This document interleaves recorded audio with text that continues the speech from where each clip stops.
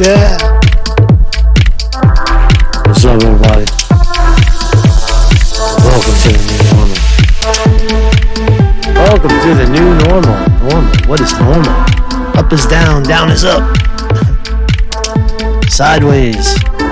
Shit is upside down right now. I'm digging this music. I'm digging some of this YouTube canned music. It's not so bad after all. You could fuck around with it for free. I like it. The F word. Free music. Ooh, I'm feeling that. I was feeling that groove. I really was. I was feeling that shit, man. So, good morning, everybody. Marcus Conte reporting. Marcus Conte reporting from the epicenter of the COVID-19 pandemic here in New York City, Brooklyn, New York, where more people have died than anywhere in the world, they told us. Here I am, still alive, glad to be here, glad to be alive, and glad to know that you're here and you're alive too. Right? That we're alive together. We're together alive. We're not only alone together, but we're together alive. And some of us are not very much lonely at all. Some of us are actually getting out into the world and enjoying it and seeing what the hell is going on and feeling the angst in the air and trying to lend a healing sensation to what's going on, to try to bring some healing to the world, rather than hide away and with your head up your ass in your own place, hiding, waiting for something to happen. Get out there into the world. Oh yeah, but the law, there's a law, it says stay at home. Oh, fuck you, law. What law? What law? So, Marcus Conte reporting. Good morning, everybody. Thank you for joining me. We've got Sterling Price in the house, motherfucker. Kristen Lifetime, New York City. Martin Gefrieder. Sorry about that. Gefreda. Martin Gefreda. What's up, Martin? Chris Mike is here, and Infinite Regression. Good morning. Infinite Regression is here. So welcome everybody. Maybe a short show. I just kind of threw this together, and I got a really interesting treat for you. See the guy on the cover on the thumbnail? His name is Rand McCullough. Cullough.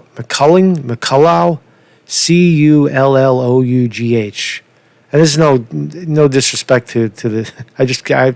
I fucking can't read half the time. Rand McCullough.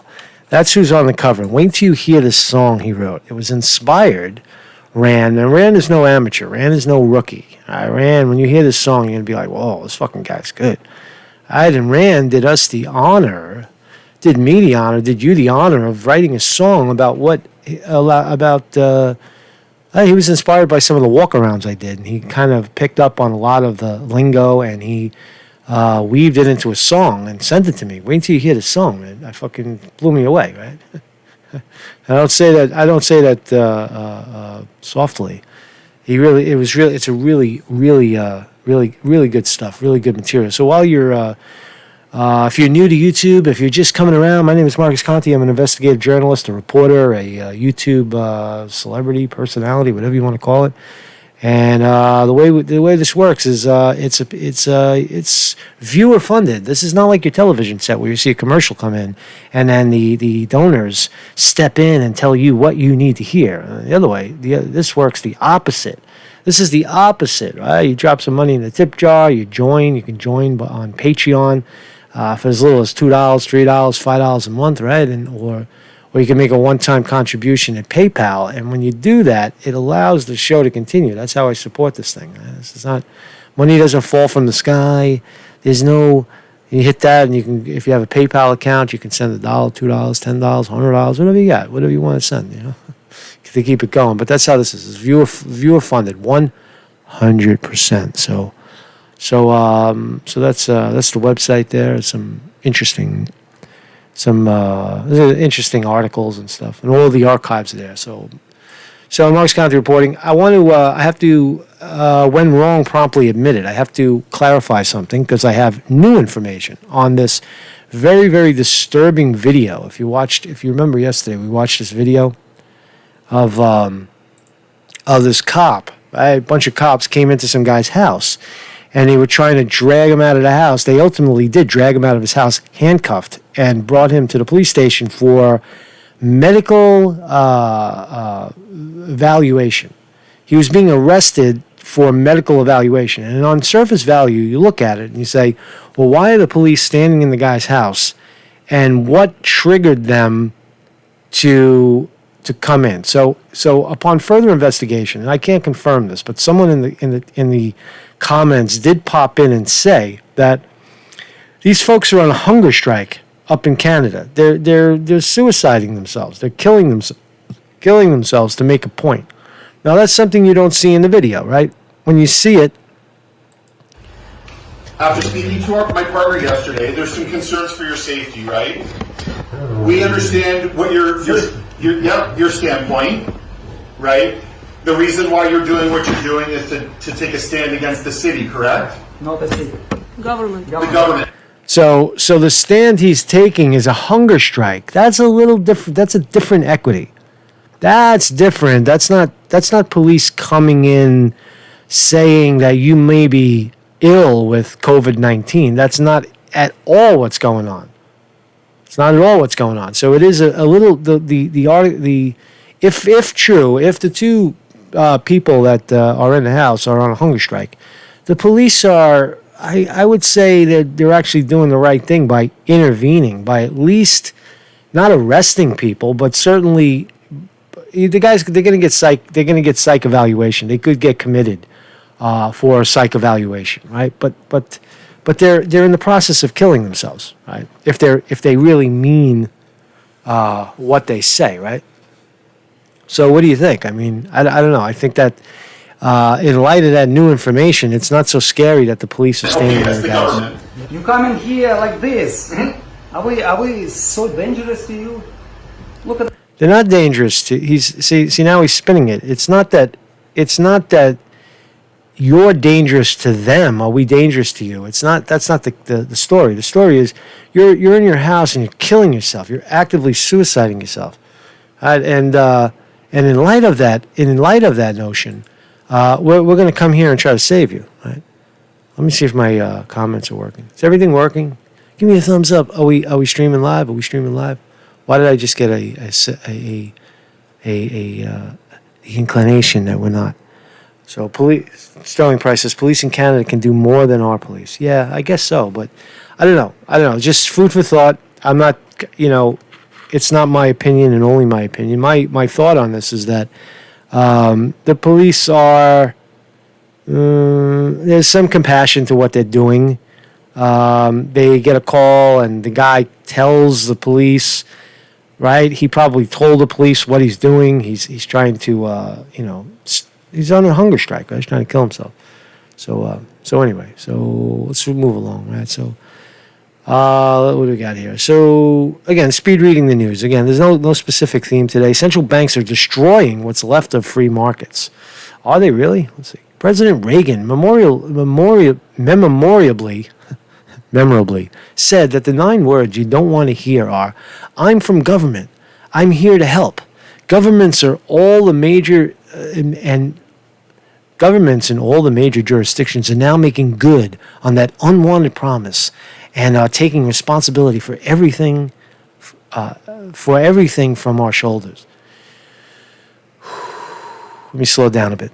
What I think is this. I don't think, in retrospect, and walking around talking to people, there has been a transfer of wealth. This is inescapable. That there's been a consolidation of wealth in the wrong place. The consolidation of wealth should have been at the bottom. It should have been in the pockets of the people. And to some degree, people have gotten their stimulus, but they're not spending it because they're fearful that it might be all they have, and they're going to try to stretch it for as long as possible. So until there's clarity on their personal fronts, they're going to hold on to that money. So the velocity of money stays down. The money doesn't really hit the true economy. Same thing with banks. Banks hoard the money, despite the fact that they're supposed to lend it freely. They hoard it and try to hedge their bets, right? And profit from that. They try to profit from that spending, profit from that stimulation. So central banks are destroying what's left of free markets.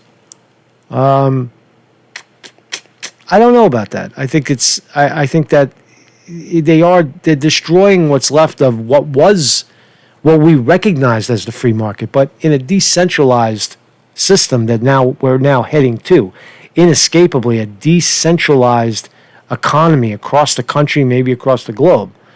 I think I fail to see what is being destroyed. The old is being destroyed, and the new is being seeded. Right? That's how I see it. I mean, that is my perception on it. Right? I think it may have cost lives. Nobel Prize winner slams lockdowns as product of panic virus. Couldn't agree more with that. As the stay home saves lives crowd confronts the fact that their beloved experts were in reality about as well informed as the rest of us when they made that faithful recommendation that the imposition of lockdowns, is it me or is it just the way everybody's writing today? Everybody's writing fucked up. It's not me reading it. It's everything's backwards. People are writing from isolation. In most cases, legally enforced, was the best option. Okay, so what they're saying is that way back when, the experts made the decision to lock things down, and that was the best option for maybe, 3 days, 5 days until they figured it out. And now it's that was the best option for combating COVID-19. According to his model, the lockdowns didn't save lives, but actually caused more death.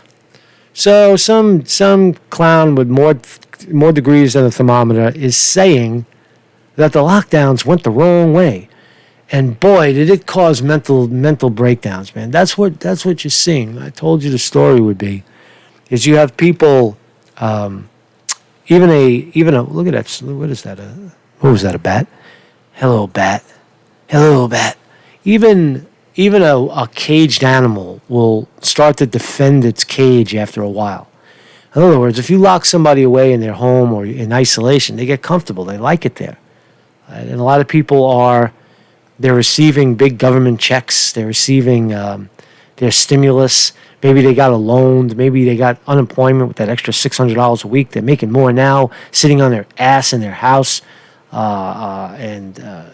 know what's funny too? Somebody said that people they're so obsessed with the masks that they're sleeping at night with their masks. God damn, what a fucking health crisis this is going to create. This in itself is a health crisis, because when people come out and start breathing real air again, they're going to get sick. They're going to get sick. They're going to get sick all over again, and they're going to blame some mysterious virus, the green ball with the yellow thing sticking out, the corona, the rolling corona. I saw it, as that guy said, right? And so that's what's going on. So did the lockdown cause? Did it increase the number?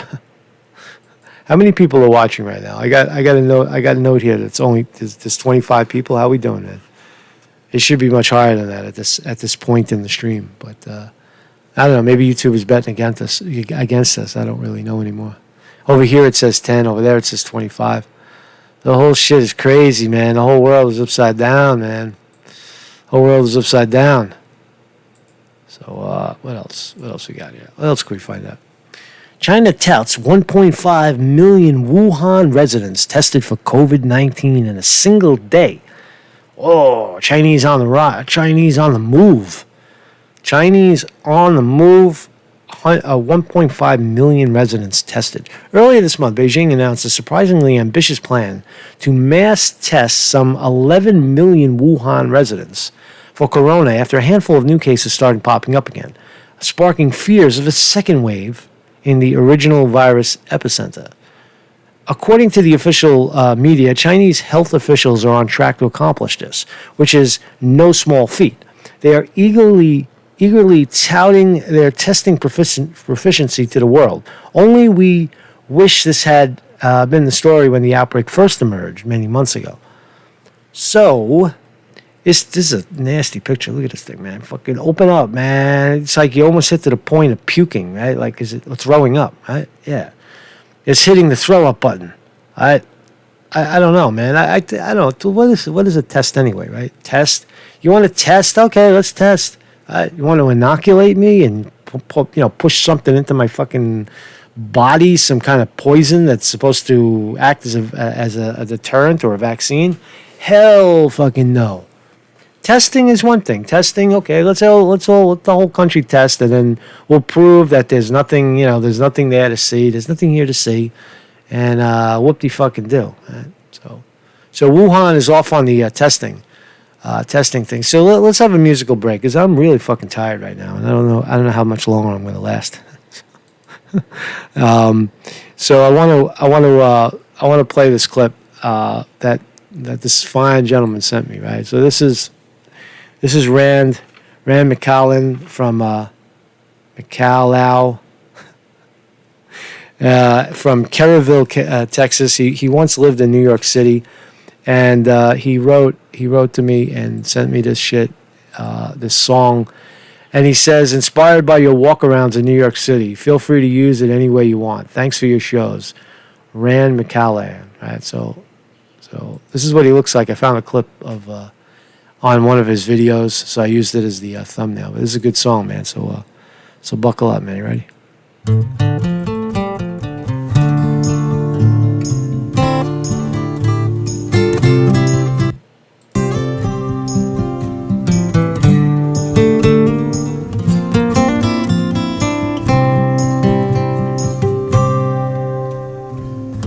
This city's a ghost town. Even the homeless have gone underground. The whole world feels upside down today. No money, no food to eat. It's dire straits out there in the street. The job I had as a waiter slipped away. Hey, where have all the taxis gone? The subway's running, but you won't get on. Stay inside and pray it don't come down. There's a new normal in this town. Awesome.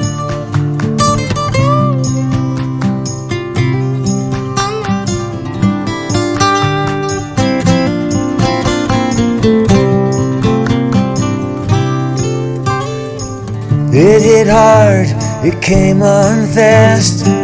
Just how long will this last? Shaking hands is a thing of the past. It's sad, but true. Will we go out to clubs again? Go to restaurants to meet our friends? As the way it used to be back then come to an end? Where have all the taxis gone? Subway's running, but you don't get on. Stay inside and pray it don't come down. There's a new normal in this town. So fare thee well, Johnny. Your partying leaves me still. I will find the means to live, but can I find the will?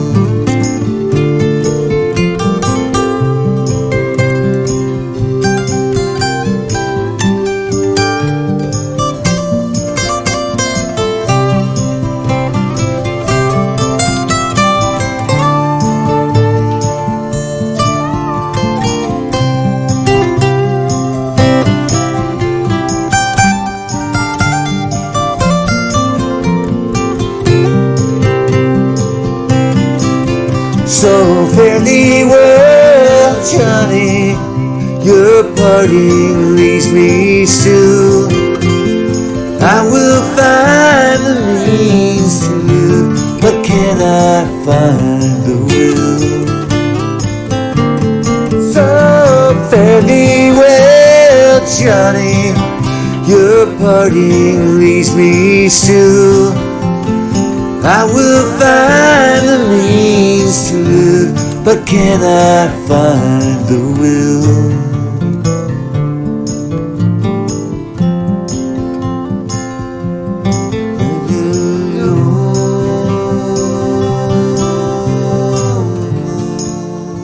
Wow.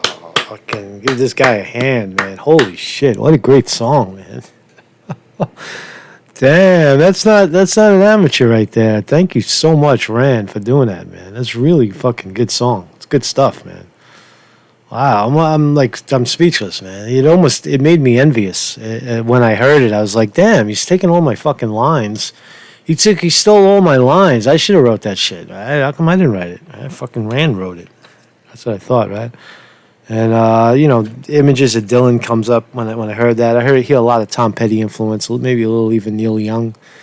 What a great thing to do. I mean, that's what this is all about, really. In my view, that's why I'm hanging out in Washington Square Park, talking to the musicians, waiting for the art to explode, because the arts lead us out of it. Right? The arts will inspire people to get off their ass and get busy, and without it, they say history only remembers two things. History remembers the arts, and it remembers the war, and it remembers the art.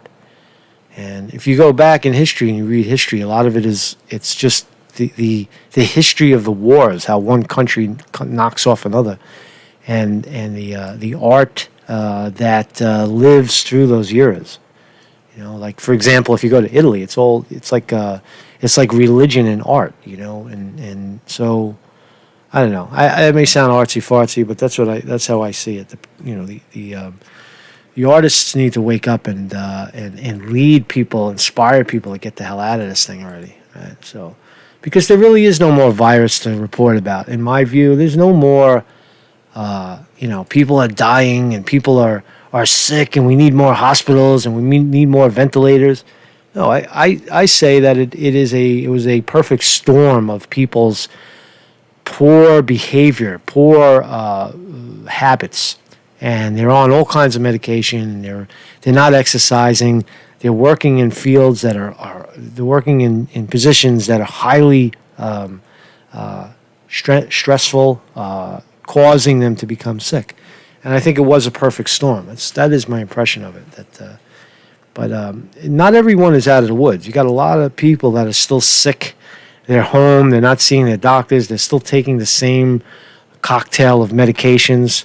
They're now compounding mental issues, for lack of a better term, coping skills. Right, again, the story from yesterday that someone told in the chat that said that he met someone that had been quarantining themselves for about 2 or 3 months, and they were so afraid of other people that they had to sleep out in a car by themselves when they finally integrated back into society, and that is a big problem, right? It's a big fucking problem. So let's keep skims. Thank you again, Rand, for that song. So let's read a couple of skim some more news. So rodents. CDC warns of rodents, aggressive rodent behavior as lockdown orders lift. I have observed this. I told you I observed a rat running into a grocery store while I was standing online. And because I'm rat friendly, it didn't spook me, but it is spooky that they're coming out because they have to find a new food source. They live on the junk that people throw on the tracks and throw in the street. And when people are not out throwing shit all over the place in the garbage pails and in the streets, there's nothing for the rats to eat. So they're just adjusting to their environment. It's not a scary thing. It's not bad. Feed them. Throw something on the ground for them. Fucking come on, man. Break out. Right, you're eating well. You got your stimulus check. Give the fucking rats some stimulus. What's the problem? What is the problem? What are you afraid of, man? They just want a bite to eat. You go out, you feed the birds, you feed the squirrels. Why can't you feed the rat? Why can't you feed the rat? They're highly intelligent animals, man. So post-coronavirus world could be a real rat race. Oh, come on. With humans all stuck inside under stay-at-home orders, rats and other rodents have become more aggressive while scavenging for food. the CDC said. Now they could be ready to unleash a wave of aggressive rodent behavior on an unsuspecting public as society begins to reopen. Bullshit. Now they could be ready to unleash. It's like there was that. What was that movie? Willard. You remember Willard when the no. It was what was it? Food of the Gods when the rats found this food. It's an old movie. Food of the Gods when they found this food, the rats that made them giant rats. Like they ate a little of the magic food, and they grew into giant rats like right away. Now, that would be scary, but that's not what we're talking about. We're talking about have some snacks in your pocket. Why not? What the fuck, man? Don't, instead of throwing your food in the garbage, like your old food in the garbage, go place it outside by the subway. Go place it, where you saw the rats, so that they could at least get a bite to eat. Community, it's a fundamental misunderstanding of nature is what people, when they step on bugs, when they shoot animals, when they starve them, when they kill them. It's just unless you're, I know the argument, I eat my animals, I eat them. I get that argument, but talking about more just the cruelty, the sheer cruelty of starving a rat or killing, stepping on bugs or spraying them with shit. I don't know, that's just for me, I guess. Some jurisdictions have reported an increase in rodent activity as rodents search for new food sources. Feed the motherfuckers. Feed them. Environmental health and rodent control programs may see an increase in service requests related to rodents and reports of unusual or aggressive rodent behavior. I just say, I'll leave it there. Just be nice to the rats, man. They're not your enemy, man. They're not there to hurt you. How come this page isn't opening up? There we go. There we go. So Governor Cuomo says New York coronavirus hospitalization death toll has increased. You cockhead. Why are you saying that? New corona hospitalizations and daily death toll have ticked up slightly, says Governor Cuomo. Troubling blips amid the disease's overall decline. Some 229 New Yorkers have been hospitalized with COVID-19, according to the 3-day rolling average through Saturday, Cuomo said in a press briefing at the Jones Beach Theater. At the Jones Beach Theater? Why is he at the Jones Beach Theater? That represents a jump of 21 from 208. Look, there's fucking 9 million people, and 200 people go to the hospital because they got the flu, or they're acting, they have symptoms of something and they don't know what it is. Come on already, it's foolish. That's ridiculous, because it pushes the whole narrative back. Millions of fucking, not millions, but thousands of businesses are starving right now. The whole shit is in flux. And you're telling me because you're going to prolong this shit because a couple of people caught the flu, or a couple of unhealthy motherfuckers are getting sick because they didn't take care of themselves their whole lives, and now their bodies are breaking down? They should be doing well. I mean, look, the air is cleaner, right? You go outside in this decentralized time where no one's rushing around to get anywhere. Manhattan was interesting yesterday. There were quite a number of people out, a lot of bicycles, a lot of aimless wandering. People are having a hard time because I'm from here, and I know what's open. I'm on a bike. I know where the stores are. I know if I want a falafel sandwich, I know where to go. If I want Chinese dumplings, I know where to go. I go down to Chinatown. I know I know where the grocery stores that have prepared foods and they'll microwave it for you. So I've never missed a damn meal. Right? I know where the bathrooms are. That's a big problem because civilized people, quote, civilized people won't go into the public bathrooms because they think they're dirty and dangerous. Me, I'll piss on the side of the wall if I have to, because I'm not gonna fucking lose any time because the bathrooms are, the bathroom is 2 miles in the other direction. So you got in this kind of environment, you got to be a little resourceful and savage and survival mode. You have to go into survival mode, and I think most people are not willing to come into the city with no readily available food. They don't want to drink on the street because that's technically illegal. They have nowhere to go to the bathroom. There's nowhere to sit down. You just got to keep moving unless you sit, pick a flight of steps to sit on someone's stoop, which is I do, or ride a bicycle or sit in the park and talk to people. They're having a hard time. They're walking around and there's really, in their view, nothing to do. And, which plays to the fact, it plays to the notion of attachments, that people are so attached to the way things were. And they're going to sit around waiting for things to go back to the way they were, and they may never return. And then what?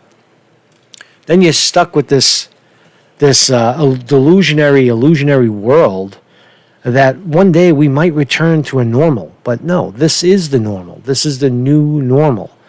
Build on it, right? And do it now before it's too late. So I dispute these numbers right here. I dispute this.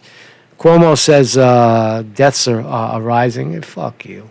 Everything's coronavirus, right? So I would say probably out of these 200, maybe less than 50 had actually had the flu, and these are other complications. Like I bet a lot of those folks are old too. They're seniors. They're in their 90s, and they're catching the flu. It's just ridiculous statistics, is what I'm saying. So coronavirus patients no longer infectious after 11 days. This is good news. Look at this picture that they put up. What a horrifying thing to have done to you, right? Let me stick this thing down. Look at her face. Like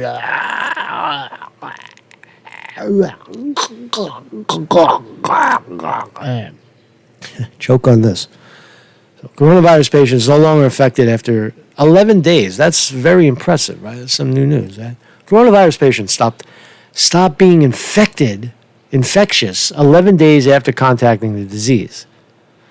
Oh, so if you contact the disease, then it's 2 days to get sick, and then you're sick for a few, maybe 5 or 7 days. For me, it was about 7 days. 8, 9. So 2 days after your symptoms start to go away, so does the infectious quality of the disease. Who would have known? Now, that is in contrast to the 14-day quarantine from the time you've had your last symptom. That's the opposite. The countdown starts from the time of being infectious, right? From the time you were infected. Infectious patients stop being infectious 11 days after contracting the disease. So the period of infection, the period of spread, if this thing is even real, this flu, is 11 days after you got it. So that's roughly 2 days. Usually you contract it, and then 2 days later you start to get sick, right, with the flu. So that's really good news. Singaporean infectious disease experts say they found the virus could not be isolated or cultured after 11 days of illness. Fantastic, man. Love it. So that's really good news, right? That's good news. When coronavirus pandemic passes, we will still face the opioid epidemic. You're damn right we will. And a lot of other ones, man. There's going to be people flocking to pharmaceuticals because they can't cope. Coping mechanisms out. What about all those people that you locked out of AA? What are you going to start over? What's going to happen to the psychology of the people in this country, man? Is what I'm telling you, right? What's going to happen? So what's up in the chat, man? I'm sorry, I'm struggling today. I'm a little tired. And I caught a good interview this morning with the guy cutting the weeds. You should watch that shit, right?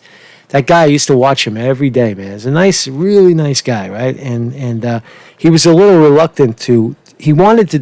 When I told him, yeah, I have a YouTube channel, and I like what you do with the cutting. I think it could be an interesting story. And he said, yeah. Get back to me in a few weeks, and we'll set it up, and we'll set up a time and a place. I thought to myself, that'll never happen. So this morning I was walking by. It was like 7:30 in the morning, and I see him out there with the fucking. I see him out there like this. He's up on the chair like this. It's like this. And he's cutting. And he's cutting, right? I caught him, right? So I went. I took the camera out and I set it up. I said, "Oh, hey, good morning. Let's do it." And his first impression is he took a step back. He said, "No, I don't want to be recorded. I don't want to be recorded." and then I hit it again, and then we got into it, man. People are very apprehensive about being on camera and such. I don't know why, man. I welcome it whenever it happens. So the novel coronavirus has eclipsed another American crisis, deadlier and much longer in the making. The scourge of opiate addiction. And for a recovering addict like me, the pandemic and the lockdowns are especially dangerous. And they cite Melissa Etheridge's kid, 21 years old, died of an overdose. So something real to think about, right? I started reaching out to other sober people, other friends, other members of my community, just to say, hey, man, how are you doing? Sometimes how are you doing means how are you doing? And sometimes, like right now, it could mean, man, are you alive? Or do you want to keep living? I know I do. Yeah, that's where people are at. You know, if you're in that place, I'd just say the best thing to do is start talking to people. You know what I mean? Just talk to people. Just, get out there and talk because that isolation chamber is brutal. And once you start to experiment with opioids, it's just a spiraling downward. There's no way out of that one. You get more and more stupor and more sedate, and then one day you look up and 6 months pass and a year passes, and you're on this. You have this heavy addiction, and you realize if you stop, you're gonna get aches and pains and sickness and throwing up and hallucinogenic dreams and severe withdrawal pain, body pain. All right, so don't go there. Don't go there. What else we got? So not everyone is doing that. Shocking. Americans flood beaches, trampling social distance rules. That's a good story. That's good news right there. So what's this? Blood samples from 108 vaccinated adults. Oh, fuck you with your vaccines. After months of quarantine, Americans are finally breaking free from their homes this Memorial Day weekend, despite the potential consequences of sparking a second coronavirus wave. The battle between staying sane while cooped up in a home for months versus the ongoing pandemic is a challenging situation to balance. While some are venturing outside in absolute horror, others are putting their party face on and disregarding social health orders. See, that's a problem right there. You see the extremes? The extremes are absolute horror and people storm. And I've seen the opposite, where people come storming out. They're all dressed up. You can smell their perfume. They're excited. They're going out. And they don't know where they're going because they're going out for the first time. And you see these people, they're so happy, and they're out, and they're, oh, look, I'm out, look at me, I'm out. Look, I'm dressed and I'm out. I don't know where I'm going, but I'm out. I see that's the other extreme, right? For me, you would think, I walk around and you would think I'm a city worker of some sort. When you're in a place, you become invisible, right? When you're local, you become invisible, right? And I'm invisible, technically. I walk around, I ride my bike, I say hello to the police. They think that I'm just an essential worker. They don't know what I'm doing or why I'm doing it or whatever. And no one ever questions it. But if you see some guy with his party face on, you know. You know he's doing something. Yeah, he is doing something he shouldn't be doing. But that's irrelevant because no one's enforcing that. I've not seen any enforcement of stay-at-home orders in New York City, and I'm out every day. No one has ever confronted me. And the other one is that you see is the absolute horror. That's more common. That's like 80% of the faces you see walking around. Absolute horror. They're terrified. They don't want to touch anything. They don't want to talk to anybody. They don't want to get too close to anybody. And those are the extremes. You got to be somewhere in the middle. I don't have a party face on, and I'm certainly not horrified. I take precautions because better safe than sorry. And there's no sense in not practicing good hygiene, especially when you're out and about and all the bathrooms and stores are closed. All the the restaurant stores, restaurant bathrooms are closed, so you can't really wash your hands. So I use alcohol, right? That's not a bad thing to do. You know, you put some alcohol. At first, I was very cautious. I had gloves on. I had yellow gloves.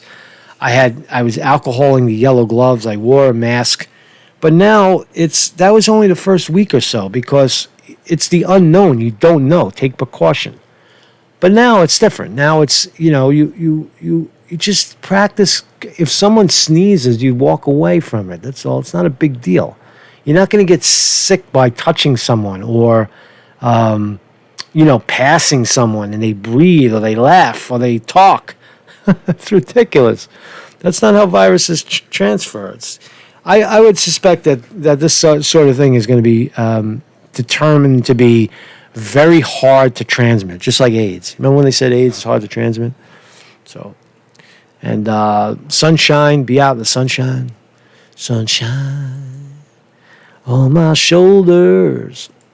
So they're flooding the beach. Here's some video.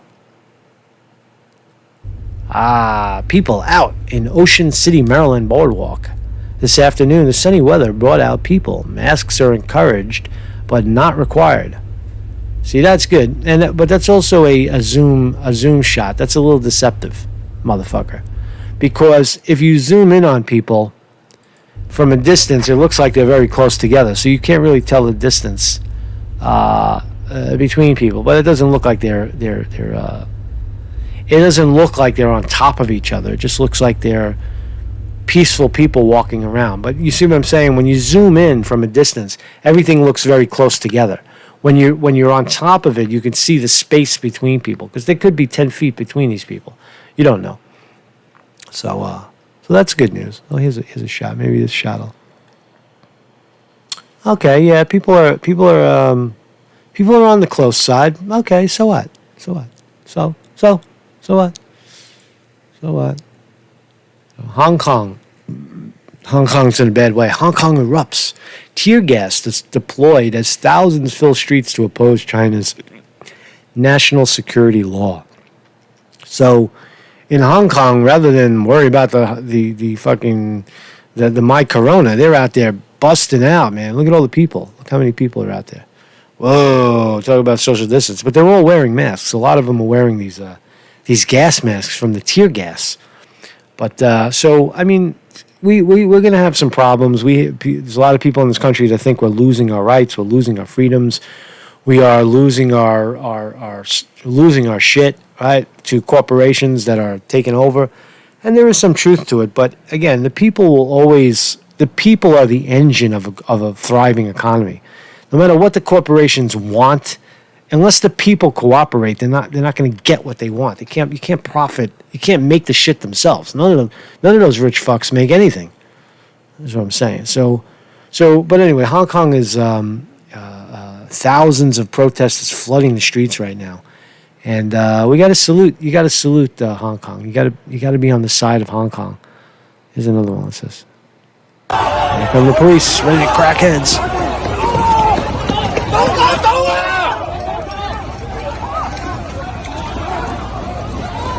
That's a scary sight. Being trampled by police. Interesting. What's this?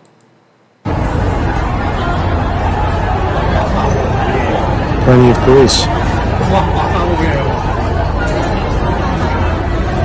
So anyway, I'm just pointing it out that China is on the march in Hong Kong. I think the inevitable will be that there has to be some compromise between Beijing and the Hong Kong people, especially the young people who don't want to be ruled by China. They're shooting that tear gas. So they are wearing masks, but they're wearing masks for the right reason because they're getting tear gassed. They're getting pepper sprayed. Getting pepper sprayed. What else we got?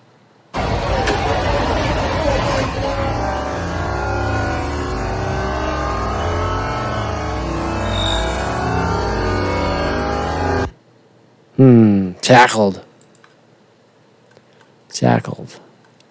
So, there we go. That's a nice shot. Stop.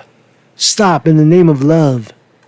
Stop. So anyway, Mark's Conte reporting. Good morning, everybody, and have a wonderful Memorial Day. I'll just end by a story, right? I was just out in Cannonball Park, and Cannonball Park is a little park over here in Brooklyn. You've seen me film there. It's where the cherry blossom trees are, but it has cannonballs, and it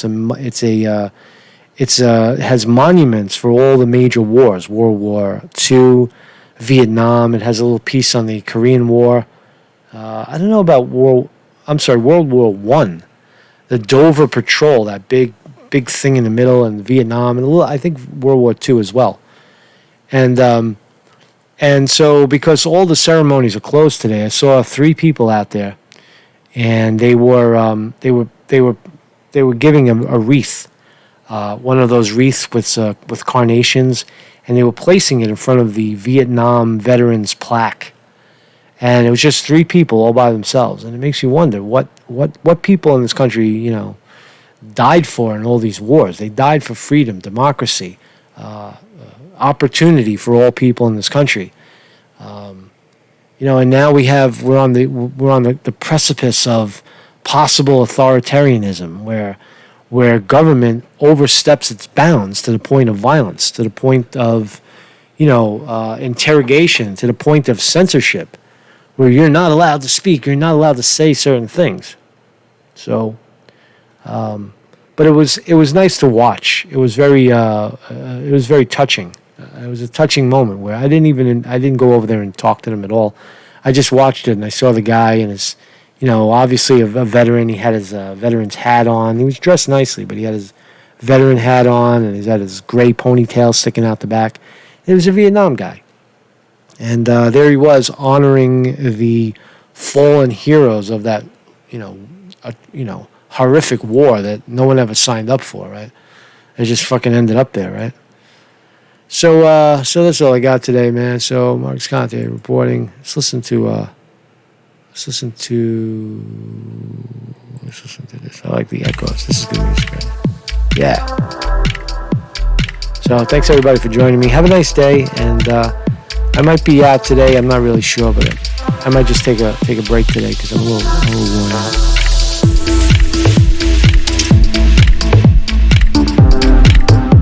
So many different kinds of music.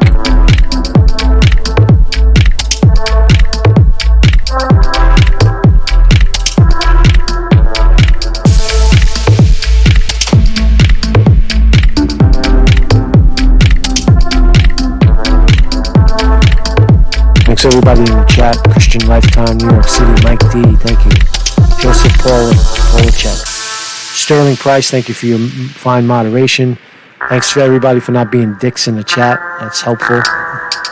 And Mary Stevens, Ann B, Mike D in the house. Everybody's here. We're here. We're live. Dead Game is here. Joseph Poletich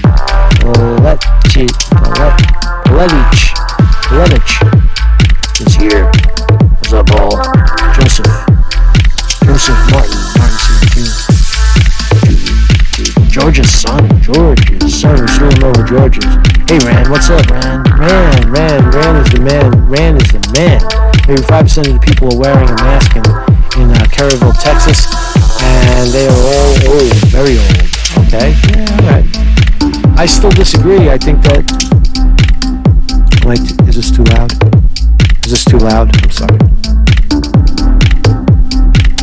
Where's the music coming from? I don't even know where it's coming from. Oh, it's coming from here. I'm sorry if that was too loud. I was talking over it, but thank you, Rand, man. I think people like your song. Rand the man. Good job, man. Keep writing. It's good stuff, man. Write about this, write about the pandemic music. You're ahead of your time. You're way ahead of your time. I gotta pull the guitar down and stop playing a little bit. I was jamming yesterday with the musicians in the park, and they're a fun bunch. They are, but it gets a little crazy, right? I was trying to write a song with one of these songwriter guys, right? I was just playing the guitar, and it's definitely going to do more of that. But thanks, Ren. I'll look at some more of your stuff as the time goes on, man. So peace out, everybody. Thank you very much. See See you later.